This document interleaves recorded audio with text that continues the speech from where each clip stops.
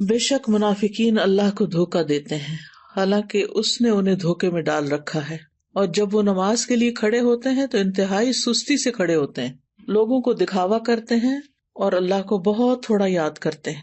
آج ہم انشاءاللہ سستی کے موضوع پر بات کریں گے، کیونکہ سستی جو ہے یہ نفاق کی علامت ہے، اور نفاق جو ہے، منافقت جو ہے، یہ بہت خطرناک بیماری ہے جو سستی سے جنم لیتی ہے۔ سستی کے لیے لفظ عربی میں کسل استعمال ہوتا ہے، اور ہم وہ دعا بھی پڑھتے ہیں نا، اللہم انی اعوذ بک من الہم والحزن والعجز والکسل۔ تو یہ جو کسل ہے، اس کا مطلب ہوتا ہے کہ انسان کی طبیعت دین اور دنیا کے ایسے کام کرنے سے بوجھل ہو جائے جن کے کرنے سے اسے بوجھل نہیں ہونا چاہیے، شوق سے کرنا چاہیے ان کو، لیکن انسان ان چیزوں کو کرنا نہ چاہے اور اس کی طبیعت میں کر کے تھکن ہو اور وہ بور ہو رہا ہو اور اس کا دل گھبرا رہا ہو۔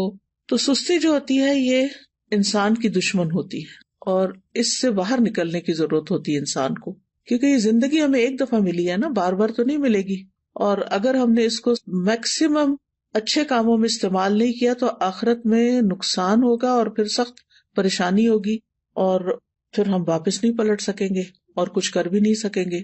تو اس لیے بہت ضروری ہے کہ ہم یہیں پر اس دنیا میں ہی اپنی اصلاح کر لیں اور ایسی ساری بیماریوں سے نجات حاصل کر لیں اللہ کے اذن سے، اللہ کی مدد سے۔ تو سستی کی دو اقسام ہیں، ایک ہے عقل کی سستی اور دوسری ہے جسم کی سستی۔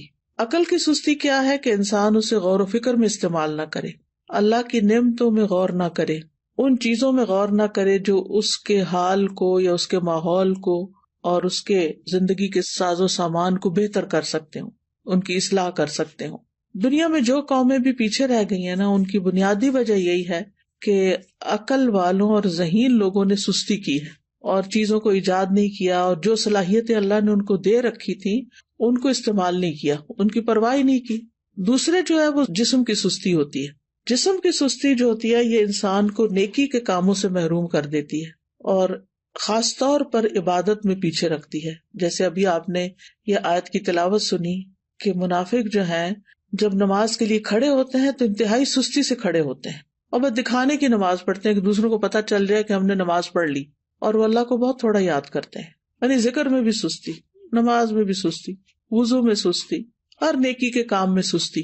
اسی طرح جسم کی سستی جو ہوتی ہے وہ انسان کو دنیا میں بھی ترقی سے محروم رکھتی ہے۔ یعنی جو کام انسان کو اپنے جسم سے کرنے ہوتے ہیں، اگر وہ اپنے جسم کو استعمال ہی نہیں کرتا اور محنت نہیں کرتا، مشقت نہیں کرتا، تو دنیا میں بھی ترقی حاصل نہیں کر سکتا۔ نبی صلی اللہ علیہ وسلم جو تھے وہ سستی سے پناہ مانگتے تھے، اور صحیح مسلم میں جو دعا آتی ہے کہ رسول اللہ صلی اللہ علیہ وسلم یہ دعا فرمایا کرتے تھے، اللہم انی اعوذ بک من العجز والکسل والجبن والحرم والبخل واعوذ بک من عذاب القبر ومن فتنۃ المحیا والممات۔ اس کے اور ورژنز بھی ہیں، لیکن صحیح مسلم میں یہ دعا اس طرح آتی ہے، اے اللہ میں عاجز ہونے، سستی، بزدلی، بڑھاپے اور بخل سے تیری پناہ میں آتا ہوں، اور میں قبر کے عذاب اور زندگی اور موت کی آزمائشوں سے تیری پناہ میں آتا ہوں۔ تو انسان جب بے بس ہوتا ہے اور سست ہوتا ہے تو ہر بھلائی سے محروم ہو جاتا ہے۔ ابن قیم کہتے ہیں کہ نبی صلی اللہ علیہ وسلم نے بے بسی اور سستی سے پناہ مانگی کیونکہ یہ دونوں ایک دوسرے کے ساتھی ہیں۔ تو اگر کوئی بندہ کامل عبادت نہ کرتا ہو، مثلا صرف فرض پڑھ لیے، صرف چھوٹی چھوٹی صورتیں پڑھ کے جلدی سے بس سلام پھیر دیا، اور اس بارے میں اپنی اصلاح بھی نہ کرتا ہو، کوشش بھی نہ کرتا ہو، تو یا تو وہ اس پر قدرت نہیں رکھتا، وہ کر ہی نہیں سکتا، بالکل ہی نکما انسان ہے، اور اس کا قدرت نہ رکھنا کیا ہے؟ بے بسی ہے، یعنی ہمت ہی نہیں اس کی، یا وہ اس پہ قادر ہوتا ہے لیکن کام نہیں کرنا چاہتا، اور یہ سستی ہے۔ یعنی ایک تو شخص ہے مثلا بیمار ہے یا بوڑھا ہے یا مجنون ہے، اس کی عقل ہی کام نہیں کرتی، یا مشلول ہے یعنی پیرالائزڈ ہے، تو وہ تو اب الگ بات ہے۔ لیکن ایک یہ ہے کہ پھر انسان سب کچھ ہے، ہمت، طاقت، سب کچھ ہے، لیکن بس کام نہیں کرنا، ہٹ درمی ہے۔ تو اس طرح انسان ہر بھلائی سے محروم ہو جاتا ہے اور پھر شر کی طرف چل پڑتا ہے۔ تو جو شخص کامیاب ہونا چاہتا ہے، پہلے تو آپ اس وقت جو مجلس میں موجود ہیں وہ اپنے آپ سے پوچھیں کہ واقعی آپ کامیاب ہونا چاہتے ہیں؟ اگر کامیاب ہونا چاہتے ہیں تو اس کے لیے سستی کو چھوڑنا بہت ضروری ہے۔ ابو حاتم کہتے ہیں کہ کامیابی کا سبب یہ ہے کہ سستی اور کاہلی کو چھوڑ دیا جائے، کیونکہ یہ محرومی کے اسباب میں سے ہے۔ سستی انسان کی پروقار شخصیت کی بھی دشمن ہے۔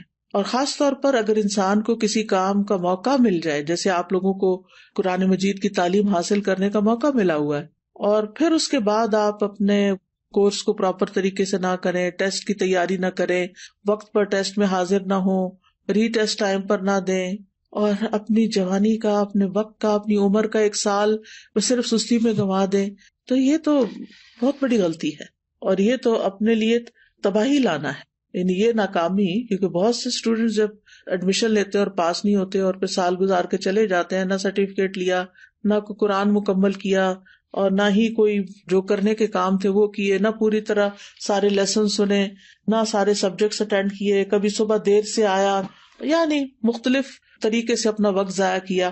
تو پھر آپ دیکھیے کہ کل قیامت کے دن کتنی ریگریٹس ہوں گی کہ کاش ہم اپنا یہ وقت صحیح طرح استعمال کرتے. اور اگر ہم ان لوگوں کو دیکھیں گے جو ہم سے آگے نکل گئے تو ہمیں کتنی شرمندگی اور کتنی پریشانی ہوگی کہ ہمارے پاس بھی یہی وقت تھا اور ہم کر بھی سکتے تھے لیکن ہم نے نہیں کیا، تو اپنے ساتھ دشمنی کی. تو ایسا شخص کبھی بھی اپنے مقاصد میں کامیاب نہیں ہوتا جو سستی کا مظاہرہ کرتا ہے، اور اس کی جو آرزویں ہوتی ہیں بس وہ آرزویں ہی رہ جاتی ہیں. اور بعض اوقات یہ ہوتا ہے کہ انسان ندامت کے ساتھ ساتھ اس پہ نحوست بھی طاری ہو جاتی ہے. تو سستی کے خلاف ہم نے جنگ کو جیتنا ہے. ٹھیک ہے، ہم نے سستی کے خلاف ایک جنگ کرنی ہے اور پھر اس میں جیتنا بھی ہے. ابن قیم کہتے ہیں جب رات چھا جاتی ہے تو نیند اور بیداری کے درمیان ایک جنگ واقع ہو جاتی ہے. پس شوق اور خوف بیداری کے لشکر میں اگلی صف میں ہوتے ہیں، اور سستی اور کمزوری غفلت کے لشکر میں اگلی صف میں ہوتے ہیں. ان دونوں آپس میں آمنے سامنے ہوتے ہیں. پس شوق رکھنے والا شخص سچا حملہ کرتا ہے تو وہ کمزوری اور نیند کے لشکر کو شکست دے دیتا ہے اور مال غنیمت حاصل کر لیتا ہے. پھر جب فجر طلوع ہوتی ہے تو مال غنیمت کے حصے تقسیم ہو چکے ہوتے ہیں اور سونے والوں کو اس کی کچھ خبر نہیں ہوتی. تو جو شخص سستی کا عادی ہوتا ہے پھر آرام پرستی کی طرف مائل ہوتا ہے تو وہ جب اٹھتا ہے تو بھاری بدن، بھاری سوچ اور پریشانی کے ساتھ اٹھتا ہے. اب یہ ہے کہ اس کی وجوہات کیا ہوتی ہیں، تھوڑی سی وجوہات بھی ہمیں معلوم ہونی چاہیے. سب سے پہلی چیز تو نفاق ہے، اور نفاق کی وجہ سے انسان دینی فرائض میں سستی کا شکار ہوتا ہے، کیونکہ منافق کی نیت اچھی نہیں ہوتی. اگر کوئی کام کرتا بھی ہے عبادت وغیرہ تو ریاکاری دکھاوے کے لیے کرتا ہے، لوگوں کی دنیا کی سزا سے ڈرتے ہوئے ایسے کرتا ہے کہ اگر نماز نہیں پڑھی تو ماں باپ کیا کہیں گے، وہ گھر سے نکال دیں گے، یا یہ کہ پھر میں لوگوں کی نظروں سے گر جاؤں گا. اسی طرح یہ ہے کہ لیسن صرف استاد کے ڈر سے یاد کرنا، قرآن کے شوق میں یاد نہ کرنا، قرآن سے محبت کی وجہ سے یاد نہ کرنا، ڈپلوما کورس کرنا تعلیم القرآن کا لیکن اللہ کی خوشنودی کے لیے نہ کرنا، صرف ماں باپ کی خاطر کر لینا، یا پھر یہ کہ لوگوں کو بتانے کے لیے جی اس نے قرآن پڑھا ہوا ہے. تو ہمیں اپنی نیت کی بھی اصلاح کرنی ہے اور پھر اللہ کی محبت میں یہ کام کرنا ہے اور پورے شوق کے ساتھ کرنا ہے. دوسری وجہ ہوتی ہے آرام پسندی، یعنی انسان اپنے آپ کو کوئی تکلیف نہیں دینا چاہتا، بس آرام ہی کرنا چاہتا ہے. اور تیسرا یہ ہے کہ بعض اوقات انسان کی جو فراغت ہوتی ہے کہ اس کے اوپر کوئی بڑی ذمہ داری نہیں، کوئی اس کے مقاصد نہیں زندگی میں، تو پھر اس کے لیے کوئی موٹیویشن ہی نہیں ہوتی، بس ایسے ہی ادھر ادھر ہاتھ پاؤں مارتا رہتا ہے اور لگ کے کوئی کام نہیں کرتا. اور صحابہ جو تھے وہ فارغ انسان کو سخت ناپسند کرتے تھے. ابن مسعود کہتے ہیں رضی اللہ عنہ، میں اس بندے کو پسند نہیں کرتا جسے میں بالکل فارغ دیکھتا ہوں، نہ وہ دنیا کے کسی کام میں مشغول ہوتا نہ آخرت کے کام میں، بس بیکار بیٹھے ہوتے ہیں لوگ. آپ نے دیکھا ہوگا کہ ہمارے یہاں کتنا عام ہے، پارکوں میں بیٹھے ہیں لوگ، سڑکوں پہ بیٹھے ہیں، فٹ پاتھ پہ بیٹھے ہیں، فارغ ہیں، بینچوں پہ بیٹھے ہیں، کوئی سگریٹ پی رہا ہے، کوئی باتیں کر رہا ہے، کوئی ٹھٹے مار رہا ہے، بس ادھر ادھر کی باتیں. پھر اسی طرح یہ ہے کہ ایک اور وجہ یہ بھی ہوتی ہے عیش پسندی، خوشحالی، کہ انسان کو جب اور لوگ کام کرنے کے لیے، خدمت کے لیے مل جاتے ہیں تو پھر وہ خود کام نہیں کرتا اور اس طرح وہ بیکار رہنے کا عادی بن جاتا ہے. لیکن بہت سے عقلمند مالدار لوگ ایسے دیکھے گئے ہیں، وہ کام کر کے خوش ہوتے ہیں، ان کے پاس مال ہوتا ہے، وہ بہت سے خادم رکھ سکتے ہیں لیکن پھر بھی وہ اپنا کام خود کرتے ہیں، اپنی گاڑی خود چلاتے ہیں. اور اگر آپ یہاں پر آ کر آپ دیکھیں تو لوگ ملینئر ہوں گے لیکن اپنی کار خود ڈرائیو کر رہے ہوں گے، اپنا گھر خود صاف کر رہے ہوں گے، اپنا گارڈن خود مینج کر رہے ہوں گے.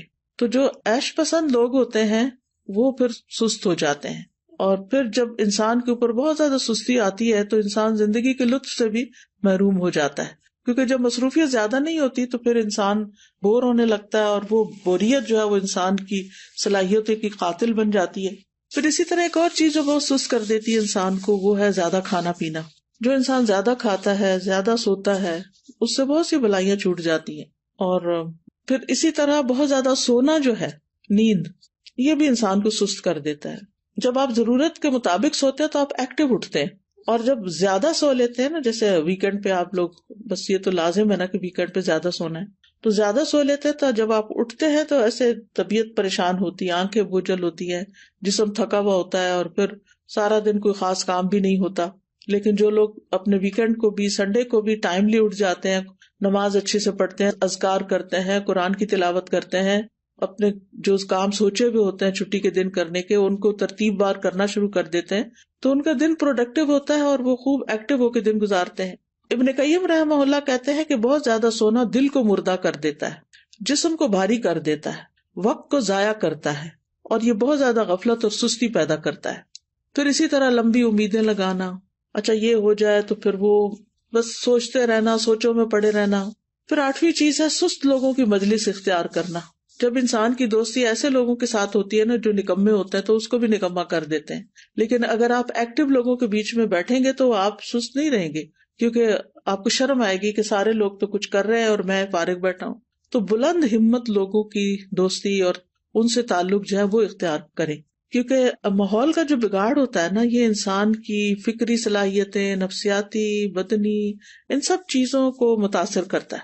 اور پھر اسی طرح یہ ہے کہ ایک اور چیز، کاموں کو مؤخر کرنا، اچھا کر لیں گے، یہ بھی ایک بہت مہلک بیماری ہے اور شیطان کا ایک حربہ ہے. یہ منافق جو ہوتے ہیں وہ نماز بھی بڑی لیٹ پڑھتے ہیں، سستی سے تو آتے ہی ہیں، لیکن دیکھتے رہتے ہیں اچھا ابھی ہے وقت، ابھی ہے وقت، اچھا ابھی اٹھ جاتا ہوں، ابھی اٹھ جاتا ہوں. لیکن پھر کیا ہوتا ہے، کبھی نماز کا وقت بہت لیٹ ہو جاتا ہے اور کبھی ختم بھی ہو جاتا ہے.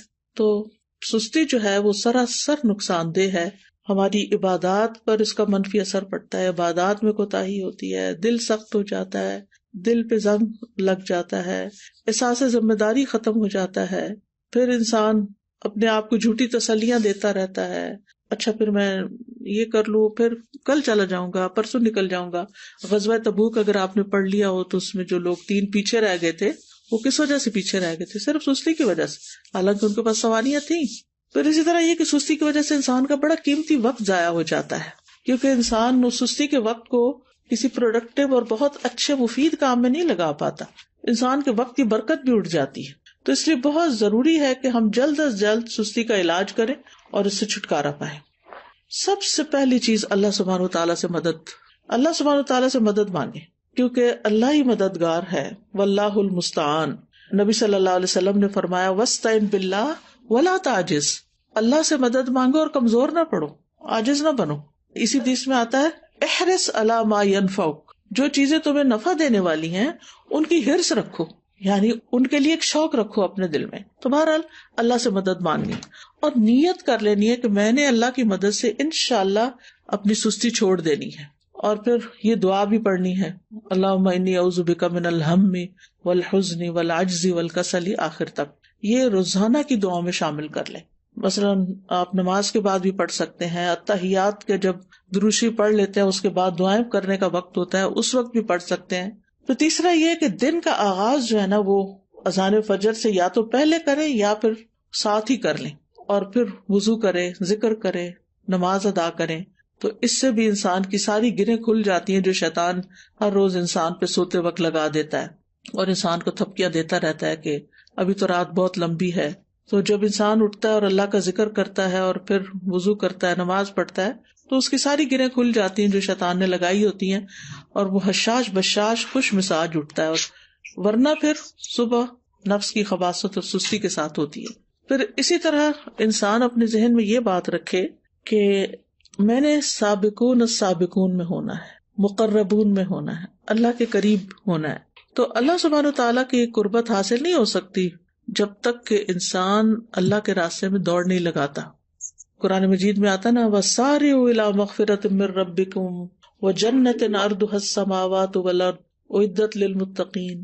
ایک دوسرے سے بڑھ کر دوڑو اپنے رب کی بخشش کی طرف اور اس جنت کی طرف جس کی چوڑائی آسمان و زمین کے برابر ہے، وہ متقین کے لیے تیار کی گئی ہے. تقوی والے جو ہوتے ہیں ان سے غلطی ہو جائے، سستی ہو جائے تو فوراً توبہ کرتے ہیں، مغفرت کی طرف دوڑتے ہیں، جنت کا شوق رکھتے ہیں، اللہ کی طرف دوڑ دوڑ کے جاتے ہیں. پھر یہ ہے کہ اس بات کے اوپر پریشان ہونا کہ سستی منافقین کی صفات میں سے ہے، تو میں نے منافقت سے نکلنا ہے، کیونکہ منافقت بہت بہت نقصان دہ ہے انسان کے لیے.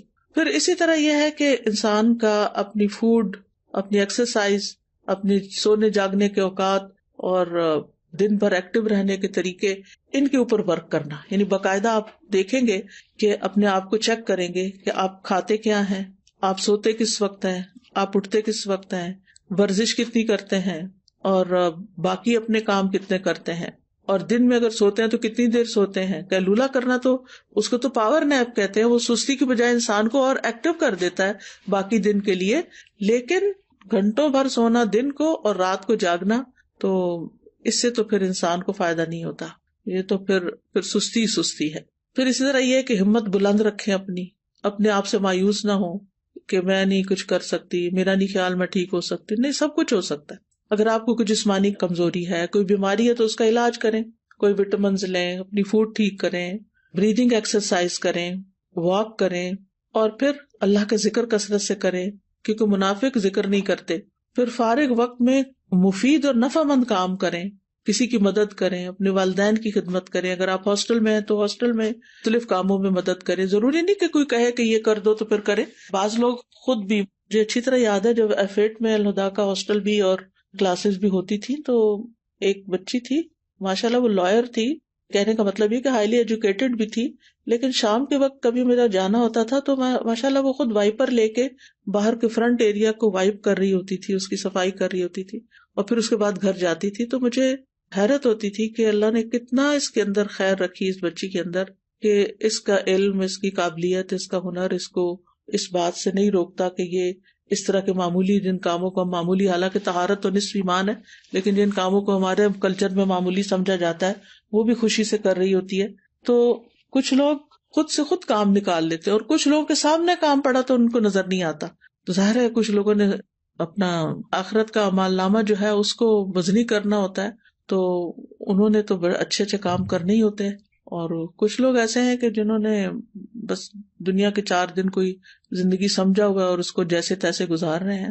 تو کوئی اپنے فارغ گیپس نہیں جانے دیں اپنے دن میں، ہر وقت کوئی نہ کوئی فائدہ مند کام کریں، اور ہر وقت لذت کی تلاش میں نہ رہیں کہ بس جس چیز میں مزہ آئے گا بس میں وہ کروں گی. نہیں، بس جو کرنے کا کام ہے، جو آخرت میں فائدہ دینے والا ہے، وہ مجھے کرنا ہے. آپ کو پتا نا کہ جنت جو ہے وہ ناپسندیدہ چیزوں سے گھیر دی گئی ہے، تو جب ہم اپنے وہ فائدہ مند کام جو بظاہر ناپسندیدہ ہیں ان کو بھی کریں گے تو انشاءاللہ بہت فائدہ ہوگا. پھر اسی طرح فارغ اوقات میں یا جو چھوٹے چھوٹے وقفے ہیں ان میں آپ ذکر اذکار کر سکتے ہیں، قرآن مجید حفظ کر سکتے ہیں، کوئی احادیث حفظ کر سکتے ہیں. لسٹ بنا کے کاموں کی صبح کے وقت ہی رکھ لیں جو کرنے والے ہیں، تو انشاءاللہ آپ دیکھیں گے کہ آپ انجوائے کریں گے، زندگی کو بھی انجوائے کریں گے، آپ کے دل کے اندر ایک راحت ہوگی. پھر اسی طرح یہ کہ کوئی بک ریڈنگ کی عادت ہو، کوئی اور اسی طرح دل پسند مشغلیں ہوں. دل پسند مشغلے سے مراد یہ کہ مفید پروڈکٹیو کام جو ہے. پھر اسی طرح یہ ہے کہ ابن الجوزی کہتے ہیں کہ سستی کا سب سے مفید ترین علاج یہ ہے کہ محنت کرنے والے لوگوں کی سیرت میں غور کریں.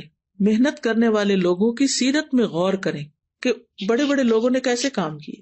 بس حیرت ہے اس پر جو نفع کے موسم میں بیکار رہنے کو ترجیح دیتا ہے، اور جب سرمایہ بکھیر دیا جاتا ہے تو اس کے حاصل کرنے کو چھوڑ دیتا ہے. ایک اور عالم فرقد ان کا نام ہے، کہتے ہیں کہ تم نے کام کرنے سے پہلے فارغ ہونے اور بے عمل ہونے کا لباس پہن لیا. کیا تم دیکھتے نہیں کہ محنت کرنے والے ادنا درجے کا لباس پہنتے ہیں، معمولی لباس پہنتے ہیں، اور جب وہ فارغ ہوتے ہیں تو نہا کر اچھے کپڑے پہن لیتے ہیں، لیکن تم نے کام کرنے سے پہلے ہی فراغت والا اچھا لباس پہن لیا. یہ بہت گہری بات ہے. یعنی جب انسان ینگ ہوتا ہے نا تو اس کا سارا فوکس کس چیز پہ ہونا چاہیے کہ وہ محنت کرے، کام کرے.